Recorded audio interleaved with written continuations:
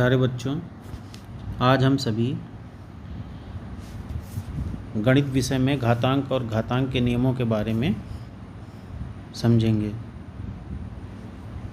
घातांक जिसे अंग्रेजी में हम एक्सपोनेंट या पावर कहते हैं, और घातांक के क्या क्या नियम होते हैं, घातांक संख्याएं क्या होती हैं, इसको आसानी से समझने की कोशिश करते हैं। तो घातांक यानी पावर और एक्सपोनेंट, जैसे हम बहुत बड़ी बड़ी संख्याओं को देखते हैं और बड़ी संख्याओं को बार बार लिख पाना संभव नहीं होता है, इसलिए बड़ी संख्याओं को सरल रूप में लिखने के लिए घातीय संकेत का प्रयोग करते हैं या घातांक का प्रयोग किया जाता है। जैसे मान लीजिए कि हमारे पास कोई संख्या है 10 लाख, ये है संख्या 10 लाख है। अब इसमें एक के बाद 6 जीरो लगे हुए हैं, तो अब इस संख्या को अगर हमें बार बार लिखना होगा तो हमको थोड़ा सा असहज महसूस होगा। तो इस बड़ी संख्या को आसान भाषा में लिखने के लिए हम घातांकी या घातीय संकेत का प्रयोग करते हैं। इस 10 लाख को हम आसानी से 10 के ऊपर 6 यानी 10 की घात 6, इसे क्या कहते हैं, 10 की घात 6 पढ़ते हैं। तो घात वाली जो संख्या होती है उसको हम ऊपर की तरफ लिखते हैं, 10 की घात 6 के रूप में इसे लिखा जाता है। अब इतनी बड़ी संख्या यानी 10 लाख बार बार लिखने से अच्छा है कि हम 10 की घात 6 बार बार लिखें, आसानी से लिख लेंगे, कम समय लगेगा। इसी प्रकार अगर मान लीजिए कोई संख्या 1000 है, तो 1000 को बार बार लिखें या उसको हम सरल भाषा में लिखना चाहें, घातीय संकेत में प्रयुक्त करना चाहें, तो हम उसे 10 की घात 3 लिख सकते हैं। अब 10 की घात 3 क्यों लिखते हैं उसको भी समझ लीजिए। 10 की घात 3 का मतलब है इस 1000 वाली संख्या को हम 10 का 3 बार गुणा करके लिख सकते हैं। तो 10 का अगर हम 3 बार गुणा करते हैं, 10 गुणे 10 गुणे 10, तो देखिए ये बराबर कितना आता है, 1000। तो 10 का गुणा हमने कितनी बार किया, 3 बार किया। तो जितनी बार हम उस संख्या का गुणा करते हैं उसी को हम घात के रूप में ऊपर लिख देते हैं। अब जैसे 10 का हमने 3 बार गुणा किया तो इसे हम 10 की घात 3 लिख देंगे, तो ये इसका घातीय संकेत हो जाता है। इसी तरह 1000 को थोड़ा सा शुरू में तो हमें अभ्यास करने की आवश्यकता है, बट जैसे जैसे हमें अभ्यास होगा हम इसको आसानी से लिख सकते हैं। तो 1000 को हम घातीय रूप में कैसे लिखेंगे, 10 की घात 3।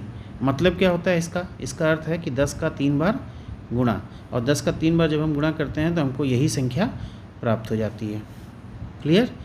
तो घातांक क्या होता है, मान लीजिए आपसे कोई पूछता है घातांक क्या होता है, तो आप क्या बताएंगे कि बड़ी संख्याओं को आसान करने के लिए घातीय संकेतों का प्रयोग किया जाता है, जिसमें एक आधार संख्या होती है और एक घात संख्या होती है। ठीक है, तो चलिए अब इसमें हम सबसे पहले समझते हैं। अब घातांक को सरल नियमों के रूप में हम एक एक नियम के माध्यम से आसानी से समझने की कोशिश करते हैं। देखिए नियम नंबर 1, घातीय संकेत को a की घात n के रूप में, a की घात n के रूप में दर्शाया जाता है। घातीय संकेतन को a की घात n के रूप में दर्शाया जाता है। अब a की घात n का मतलब क्या होता है, यहाँ पर जो a संख्या है, जो हमने बीजीय अंक लिया है a, ये a इसको हम कहते हैं आधार। क्या कहते हैं, आधार यानी बेस। और इसके ऊपर जो घात के रूप में हमने लिखा हुआ है n, ये क्या कहलाता है, n को घात या पावर कहते हैं। यहाँ पर जो a है ये कोई भी पूर्णांक हो सकता है या परिमेय संख्या हो सकती है। n क्या है, n कोई भी पूर्णांक या पूर्ण संख्या हो सकती है, यानी कोई भी संख्या हम n की जगह पर रख सकते हैं और a की जगह पर पूर्णांक या परिमेय संख्या का प्रयोग करते हैं। तो घातीय संकेतन को हम किस रूप में लिखते हैं, a की घात n, जहाँ पे a क्या है, पूर्णांक या परिमेय संख्या, और n क्या है, पूर्ण संख्या या पूर्णांक। संख्याओं के बारे में हमने आपको पीछे वीडियो डाला हुआ है, अगर आपको संख्याओं में थोड़ा कन्फ्यूज़न हो तो आप संख्याओं का नंबर्स वाला वीडियो देख सकते हैं, उसका लिंक मैं आपको इसके डिस्क्रिप्शन में डाल दूँगा। देखिए एक उदाहरण के माध्यम से इसको समझते हैं। 10 की घात 2, अब ये 10 की घात 2 है, 10 टू द पावर 2, इंग्लिश में क्या कहेंगे 10 टू द पावर 2। अब 10 की घात 2 का मतलब क्या है, 10 का 2 बार गुणा करना। तो 10 का जब हम 2 बार गुणा करेंगे तो हमें क्या संख्या मिलेगी, 10 गुणे 10 100। इसका मतलब है कि ये जो 10 की 2 है घात है, ये 100 का घातीय संकेत है, यानी 100 को हम 10 की घात 2 के रूप में लिख सकते हैं। इसे 10 की घात 2 या 10 का वर्ग, किसी भी संख्या की घात 2 को, किसी भी संख्या की घात 2 को उस संख्या का वर्ग पढ़ा जाता है। किसी भी संख्या की घात 2 को उस संख्या का वर्ग पढ़ा जाता है। अब चूँकि यहाँ 10 की घात 2 है तो इसको हम क्या पढ़ते हैं, 10 स्क्वायर। 10 स्क्वायर यानी 10 का वर्ग। क्लियर, 10 का वर्ग। अर्थात a की घात 2 को उस संख्या का वर्ग कहते हैं। a की घात 2 का मतलब क्या हुआ कि a का वर्ग 2, a स्क्वायर, क्या बोलेंगे इसको, a स्क्वायर। इसी तरह से अगर किसी संख्या की घात 3 है तो a की घात 3 को उस संख्या का घन कहते हैं। घन यानी क्यूब, घन यानी क्यूब, a क्यूब। तो इसको क्या पढ़ेंगे, a क्यूब या a की घात 3। एग्जाम्पल देखिए 10 की घात 3। अब 10 की घात 3 का मतलब क्या है, अर्थ क्या है, 10 का 3 बार गुणा, 10 गुणे 10 गुणे 10। मान कितना आया इसका, 1000। और कहते क्या है इसे, 10 की घात 3 या 10 का घन। 10 का घन है तो इसको हम 10 क्यूब पढ़ते हैं, 10 क्यूब। तो किसी भी संख्या की घात अगर 3 है तो उसको हम उस संख्या का क्यूब पढ़ते हैं। जैसे मान लीजिए 3 की घात 3 है तो इसे 3 क्यूब पढ़ेंगे। 4 की घात 3 है तो इसे 4 क्यूब पढ़ेंगे। 10 की घात 3 है तो इसे क्या पढ़ेंगे, 10 क्यूब पढ़ेंगे। तो किसी भी संख्या की घात अगर 3 है तो हम उसे उस संख्या का क्यूब पढ़ते हैं। दूसरा उदाहरण देखिए, 3 टू द पावर 4 यानी 3 की घात 4, अर्थात 3 की घात 4। 3 की पावर 4 का मतलब क्या हुआ, 3 की घात 4। अब 3 की घात 4 का मतलब क्या है, 3 का 4 बार गुणा, 1 2 3 4, 4 बार इसको मल्टीप्लाई करेंगे। अब कई बार क्या है, बच्चे जब गुणा करते हैं तो छोटी छोटी गलतियां करते हैं, इनको जोड़ देते हैं। तो जोड़ना नहीं है आपको, एक एक एक का क्रमशः गुणा करना है। 3 का 3 में गुणा करेंगे कितना आएगा, 9। अब इस 9 में इन दोनों 3 का गुणा करना है, फिर 9 में इस 3 का गुणा करिए, 9 त्रिक 27। अब इस 27 में 3 का गुणा करेंगे, 27 में 3 का गुणा करेंगे तो ये हमारा मान क्या आ जाएगा, 81। 27 गुणे 3 मान क्या आ गया, 81। यानी 3 की घात 4 का मान कितना हुआ, 81। यहाँ पर 3 की घात 4 में हमारा आधार क्या है, 3, और घात क्या है, 4। तो हमें आधार और घात को पहचानना आसानी से आना चाहिए, और इसके लिए थोड़ी सी प्रैक्टिस की ज़रूरत है, अभ्यास की ज़रूरत है। अगर हम इसको अभ्यास करेंगे, किताब से छोटे छोटे प्रश्नों को हल करेंगे, तो हमको ये धीरे धीरे आसानी से समझ में आने लगेगा। अगला उदाहरण देखिए, 2/3 की घात 3।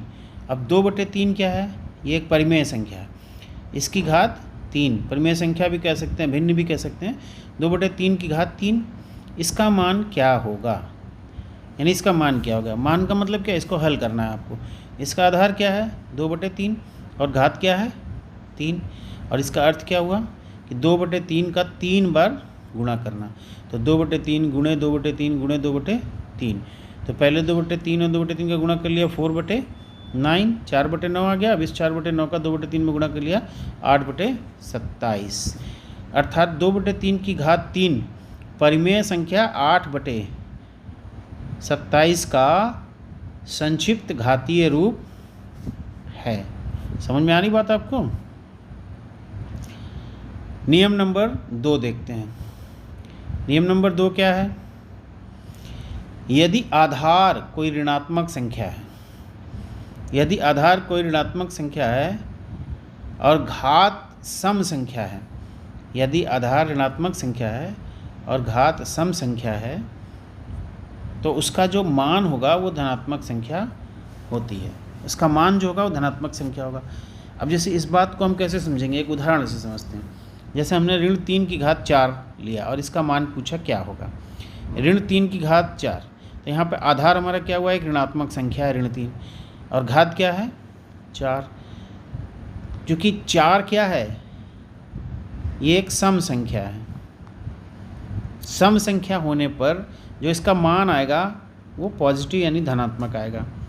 तो अब मान तो कंफर्म हो गया कि पॉजिटिव होगा, इसलिए हम सबको मल्टीप्लाई कर लेंगे। अब ऋण 3 का 4 पर गुणा करना है, ऋण 3 गुणे 4 गुणे ऋण 3 गुणे ऋण 3 गुणे ऋण 3, तो 3 को पहले गुणा कर लीजिए और वैल्यू कैसी रहेगी, पॉजिटिव रहेगी। तो ये हो गया +81, तो प्लस लगाया नहीं जाता है इसलिए हम डायरेक्ट 81 कह सकते हैं। अब ये ऐसा होता क्या हो, जरा इसको भी समझ लीजिए, क्योंकि ऋण ऋण क्या हो जाता है, प्लस हो जाता है, प्लस माइनस माइनस फिर माइनस माइनस प्लस, यानी समान चिन्हों का गुणनफल धन होता है। समान चिन्हों का गुणनफल धन होता है, तो पहले दोनों ऋण ऋण का धन कर लीजिए, इन दोनों ऋण ऋण का धन कर लीजिए और धन धन का धन हो जाएगा। तो जो हमारा नेट वैल्यू आएगी वो क्या आएगी, धनात्मक आएगी। कैसी वैल्यू आएगी, धनात्मक। तो उसको हम सिंपली रूल के माध्यम से कह सकते हैं, नियम के माध्यम से, कि यदि आधार ऋणात्मक है और उसकी घात सम संख्या है तो उसका मान हमेशा धनात्मक आएगा। समझ में आ गई बात। दूसरा देखिए नियम, यदि आधार ऋणात्मक है और घात विषम संख्या है, आधार तो वही है ऋणात्मक, लेकिन जो घात है वो क्या है, विषम संख्या है। विषम संख्या मतलब क्या है, जो 2 से न कटे। अब उदाहरण देखिए, जैसे ऋण 5 की घात 3, ऋण 5 की घात 3, इसका आधार है ऋण 5 तो घात है 3। तो आधार और घात को तो हमने पहचान लिया आसानी से। इसका अर्थ क्या है कि ऋण 5 का 3 बार गुणा करना है। अब ऋण 5 का 3 बार गुणा करेंगे तो 5 गुणे 5 25 गुणे 5 125 आ गया, लेकिन इसका जो नेट वैल्यू होगी वो एक ऋणात्मक वैल्यू होगी। कैसी वैल्यू होगी, ऋणात्मक। क्यों, क्योंकि इसकी घात क्या है, विषम संख्या है, और ऋण ऋण क्या होता है, समान चिन्हों का गुणनफल धन होता है और असमान चिन्हों का गुणनफल ऋण होता है। तो ऋण ऋण का जब गुणा करते हैं ये तो धन हो जाता है, और धन और ऋण का जब गुणा करते हैं तो ऋण हो जाता है। समान चिन्हों का गुणनफल धन और असमान चिन्हों का गुणनफल ऋण होता है। इसलिए इसकी जो मान वैल्यू आएगी, यानी इसका जो मान आएगा वो कितना आएगा, ऋण 125। क्लियर। चलिए नियम नंबर 3 देखते हैं। नियम नंबर 3 में क्या है, यदि आधार समान हो, ये देखिए 2 घातीय संख्याएं हैं, दोनों का आधार समान है, तो आधार समान होने पर अगर हम इसका गुणा करते हैं तो इसकी जो घातें हैं वो जुड़ जाती हैं। यानी a की घात m गुणे a की घात n बराबर a की घात m प्लस n। ये जो घातें हैं m और n, ये क्या करते हैं, जोड़ देते हैं। उदाहरण देखिए, 2 की घात 2, 2 की घात 3, इसको गुणा करते हैं तो आधार समान है 2, तो आधार समान होने पे क्या घातें क्या होंगी, जुड़ जाएंगी। तो ये हो गया 2 की घात 2 प्लस 3 यानी 2 की घात 5। 2 की घात 5 का मतलब क्या है, 2 का 5 बार गुणा। तो इस तरह से हम इसको आगे बढ़ा के इसके मान को भी हल कर सकते हैं। ठीक है, कितना मान आ जाएगा, 2 दूनी 4, 4 दूनी 8, 8 टू जो 16, 16 दूनी 32, टोटल मान कितना आ जाएगा 32। तो आगे हम इसका मान भी निकाल सकते हैं, बट हमें यहाँ पर रूल समझना है कि अगर आधार सेम है तो घातें जुड़ जाती हैं। दूसरा उदाहरण देखिए, 4 की घात 3, 4 की घात 5, आधार समान है दोनों में 4 और घातें क्या हैं 3 और 5। ये देखिए घातें इसमें जुड़ जाएंगी गुणा करने पर, तो कुल हो जाएगा 4 की घात 8।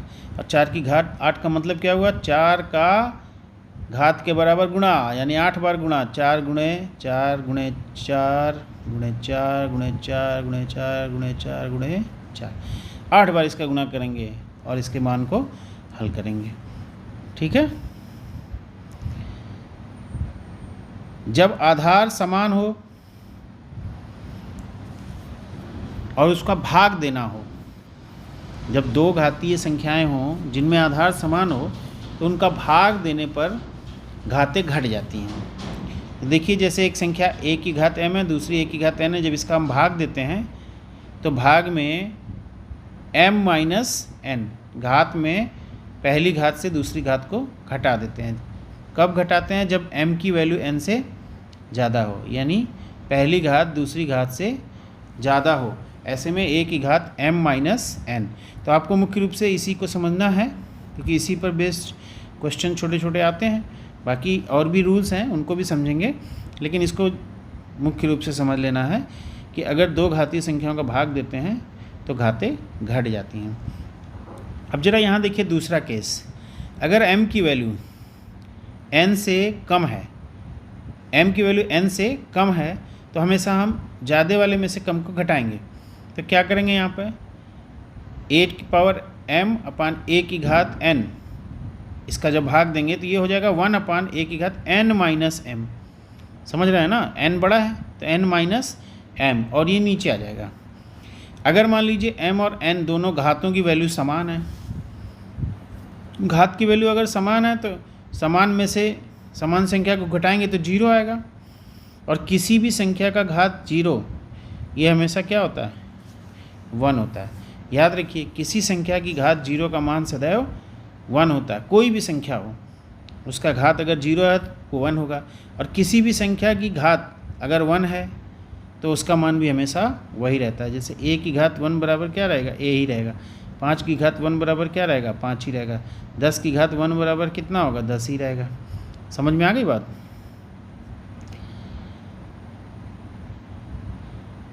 दूसरा उदाहरण देखिए, 5 की घात 5 भागे 5 की घात 3। तो जब हम इसमें भाग देते हैं तो इसको एक तरीके से ऐसे हल कर सकते हैं, 5 की घात 5 का मतलब 5 बार गुणा कर दिया। फिर नीचे डिनोमिनेटर में हर में 5 की घात 3 है तो 5 का 3 बार गुणा कर दिया। अब ये 3 और ये 3 तो कट जाएंगे, बचेगा क्या, 5 गुणे 5। 5 गुणे 5 कितना हुआ, 25। तो इसका मान कितना हुआ, 5 गुणे 5 का मान 5 गुणे 5 यानी 25। इसकी वैल्यू कितनी हो गई, 25। ठीक है। अथवा इसको कैसे कर सकते हैं, घाते घटा देते हैं। तो m माइनस n यानी 5 की घात 5 माइनस 3, ये हो गया 5 की घात 2 बराबर 25। ठीक है, तो समझ में आ रहा है बच्चों। ठीक है, इस पे छोटे छोटे क्वेश्चंस आप बुक से लगाएंगे, मैं आपको बता दूंगा बुक में। फ़िलहाल आप इसको अभी समझ लीजिए, फिर मैं एक्सरसाइज सीट वगैरह आपको व्हाट्सएप पर डाल दूंगा, तो उस पर आप देख लीजिएगा। सेकंड देखिए, a की घात 4 बटे a की घात 2, यानी a की घात 4 में a की घात 2 से भाग देना है, तो ये हो जाएगा a की घात 4 माइनस 2 बराबर कितना हुआ, a की घात 2, यानी a का 2 बार गुणा। 4 की घात 3 बटे 4 की घात 3, आधार समान है, घाते भी समान है, तो ऐसे में 4 की घात 3 माइनस 3, 3 माइनस 3 बराबर 0, और 4 की घात 0 बराबर 1।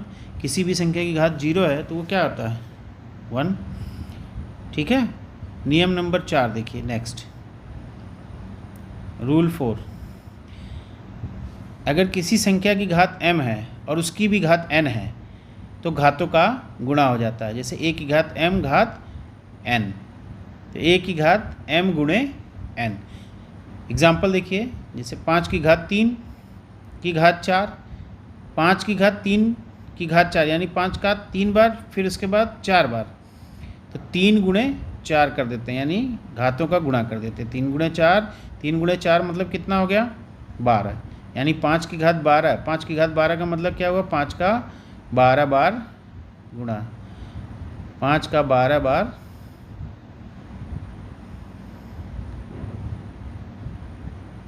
गुणा। ठीक है। दूसरा देखिए, 4 बटे 7 की घात 2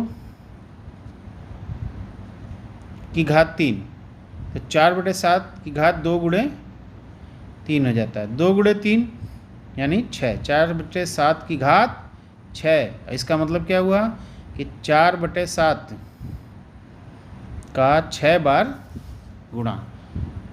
ठीक है, तो ये नियम है, ये रूल्स हैं, इनको आपको थोड़ा सा रिमाइंड करते रहना है और क्वेश्चंस इस पर लगाते रहना है।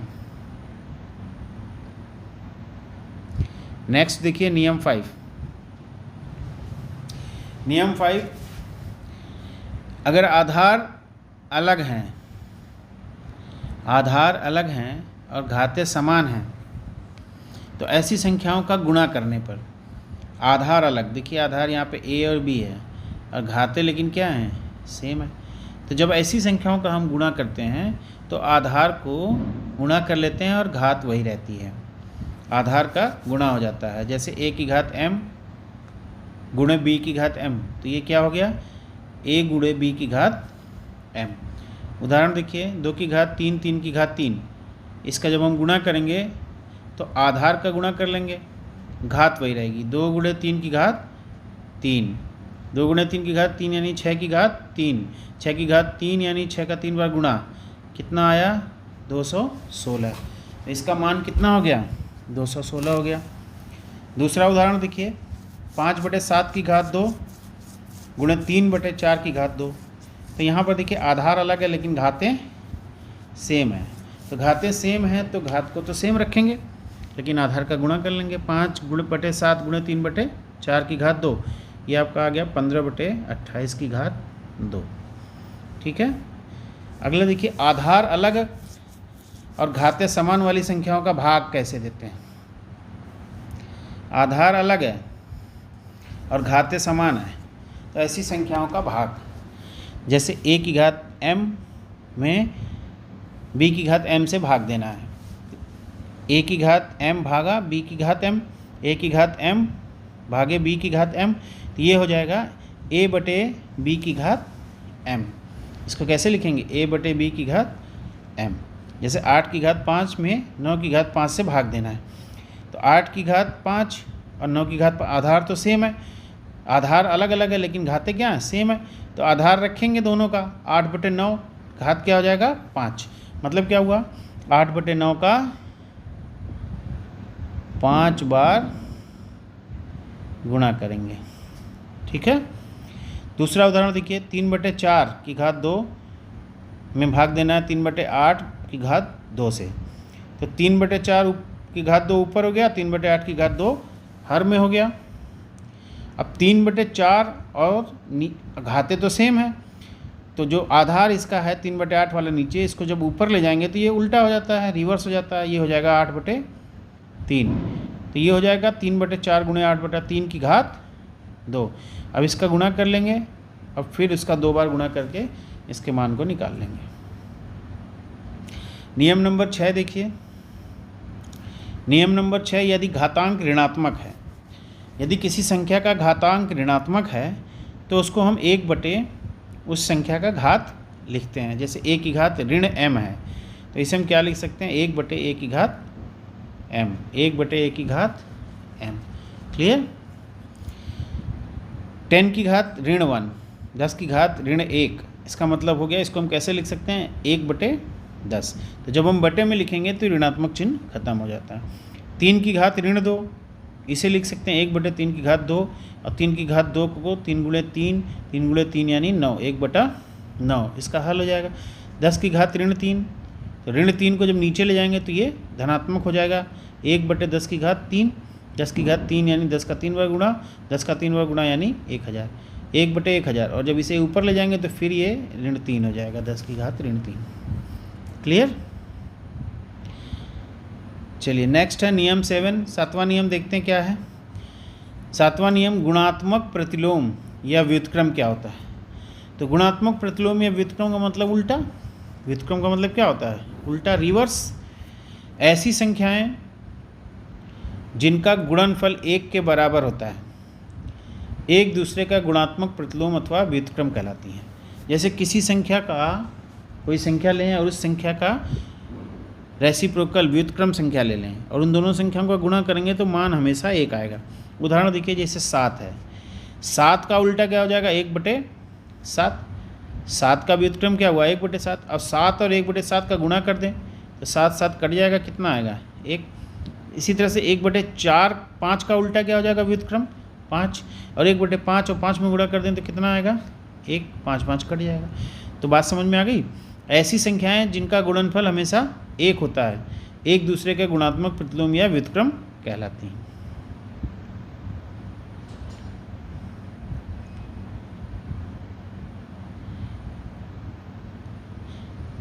अगला उदाहरण देखिए, उदाहरण नंबर 3, a की घात 3 का गुणात्मक प्रतिलोम तो a की घात 3 का गुणात्मक प्रतिलोम क्या हो जाएगा, a की घात ऋण 3। भाई अगर a की घात ऋण 3 अभी पीछे हमने पढ़ा है तो इसको हम कैसे लिखते हैं, a की घात 3 लिखते हैं कि नहीं लिखते हैं, बोलो।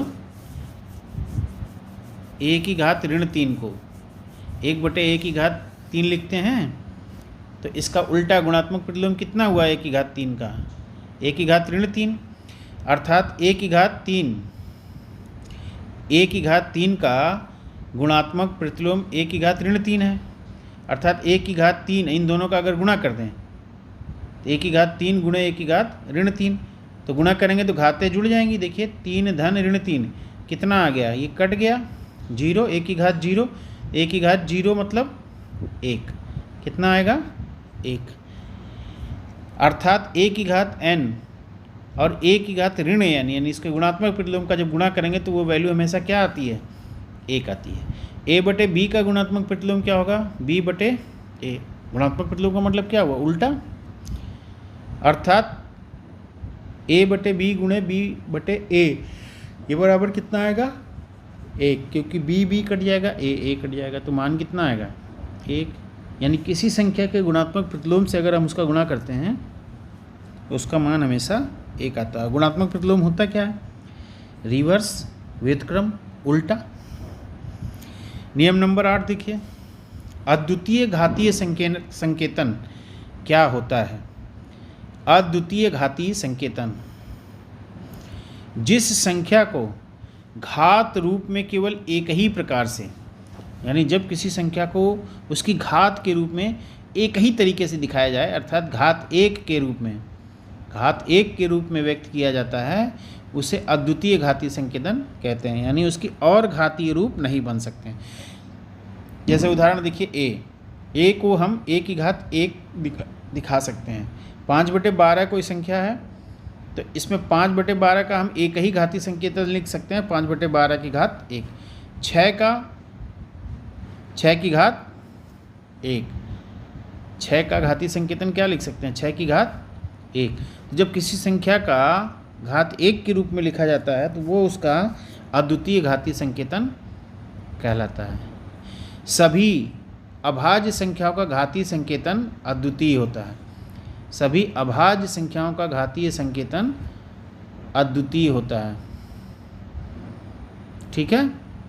यानी जिसका दूसरा कोई घातीय संकेतन ना लिख सकें। जैसे ये 6 का घातीय संकेतन हमने क्या लिखा, 6 की घात 1। अब आप सोचो कि इसको 2 की घात 3 कर दें तो क्या हो सकता है, 2 गुणे 2 गुणे 2, 2 दूनी 4 दूनी 8 हो जाएगा। या 3 की घात 2 कर दें तो 3 दूनी 3 त्रिक्का 9, 9 आ जाएगा। इसका मतलब क्या है कि 6 का केवल एक ही घातीय संकेतन संभव है, 6 की घात 1। इसलिए ये सभी संख्याएं क्या कहलाती हैं, अद्वितीय घातीय संकेतन संख्याएं।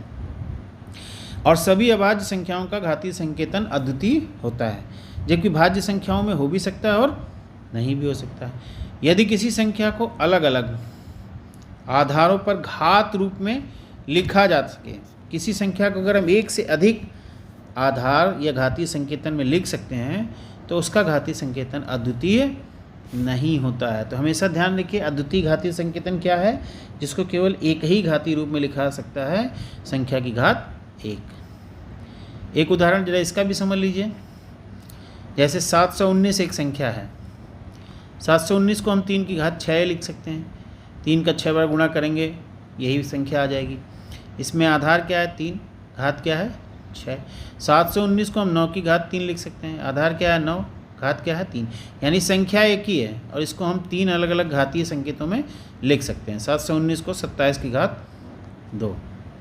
तो ऐसी संख्याएं जिसको हम अलग अलग घातीय संकेतन के रूप में लिख सकते हैं, अद्वितीय घातीय संख्याएं नहीं कहलाती हैं।